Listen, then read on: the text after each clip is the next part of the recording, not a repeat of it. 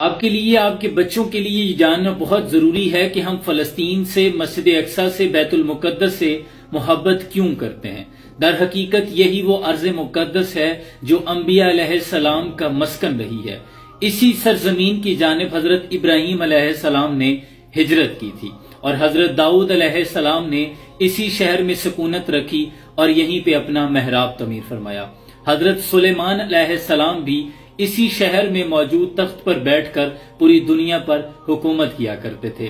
حضرت سلیمان علیہ السلام کا وہ چونٹیوں کا واقعہ، جب ایک چونٹی نے حضرت سلیمان علیہ السلام کے لشکر کے آنے پر اپنی ساتھی چونٹیوں سے کہا تھا کہ اپنے بلوں میں گھس جاؤ، وہ واقعہ بھی اسی فلسطین کے شہر اسکلان میں پیش آیا، جس کا نام بعد میں وادی نمل، چونٹیوں کی وادی رکھ دیا گیا۔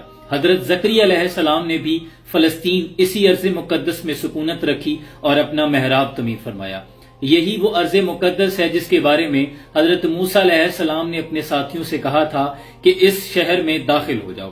اس شہر کو ارض مقدس اس لیے انہوں نے کہا کیونکہ یہ شرک سے پاک تھا اور انبیاء علیہ السلام کا مسکن اور ان کی سرزمین تھی۔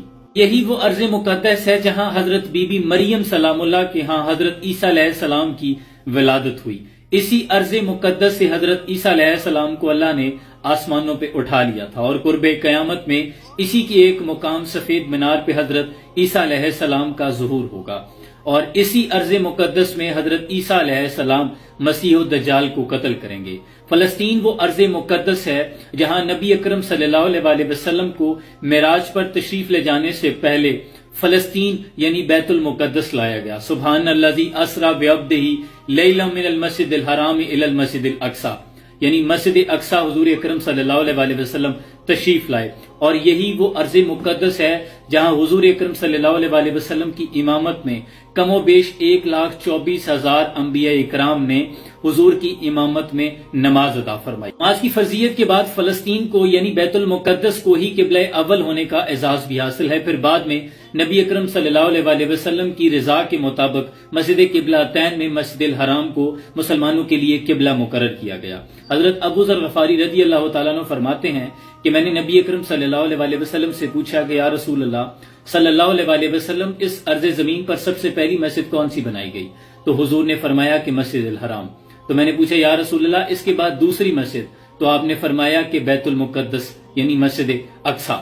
اور پھر میں نے پوچھا کہ یا رسول اللہ ان دونوں کے درمیان کتنا وقفہ ہے؟ تو آپ نے فرمایا کہ 40 سال۔ اکرم صلی اللہ علیہ وسلم کے وصال کے بعد حضرت ابو بکر صدیق کو فتنہ ارتداد اور دیگر کئی مسائل کا سامنا تھا، جن سے نپٹنے کے لیے آپ کو عسکری اور افرادی قوت کی اشد ضرورت ہونے کے باوجود آپ نے حضور اکرم صلی اللہ علیہ وسلم کا تیار کردہ لشکر فلسطین کی جانب روانہ کر دیا تھا، جو فلسطین کی اہمیت کو اجاگر کرتا ہے۔ پھر اسلام کے سنہری دور، فاروقی دور کے اندر حضرت عمر کا تمام علاقے اور دنیا کی دوسری فتوحات کو چھوڑ کر فلسطین کی فتح کے لیے خود آنا اور یہاں آ کر نماز ادا کرنا اس شہر کی فضیلت کو واضح کرتا ہے۔ المقدس کا نام قدس قرآن کے نازل ہونے سے پہلے تک تھا اور قدس اس کے نام کی اہمیت کو واضح کرتا تھا، دوسرے تمام شہروں سے اسے فضیلت بخشتا تھا، لیکن جب قرآن نازل ہوا تو پھر اس کا نام مسجد اقصی رکھ دیا گیا، اور اس شہر کو رومیوں کے جبر و استبداد سے بچانے کے لیے تقریباً 5,000 صحابہ اکرام نے شہادتیں دی ہیں، اور شہادت کا یہ باب آج تک بند نہیں ہوا،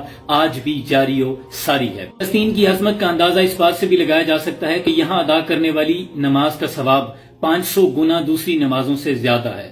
اس لیے ہم کہتے ہیں کہ قدس ہمارا دل ہے اور ہمارے دل قدس کے ساتھ ہیں، اور بیت المقدس نبی اکرم صلی اللہ علیہ وسلم، حضرت عمر فاروق اور سلطان صلاح الدین ایوبی کی جانب سے ہمارے لیے تحفہ ہے۔ یہ ہماری غیرت اور عزت کی علامت ہے، ہم اس کے 1 انچ حصہ سے بھی دستبردار نہیں ہوں گے۔